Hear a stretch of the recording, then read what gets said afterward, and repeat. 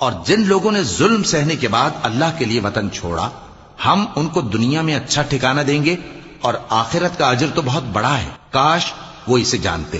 یعنی وہ لوگ جو صبر کرتے ہیں اور اپنے پروردگار پر بھروسہ رکھتے ہیں۔ اور ہم نے تم سے پہلے مردوں ہی کو پیغمبر بنا کر بھیجا تھا جن کی طرف ہم وحی بھیجا کرتے تھے۔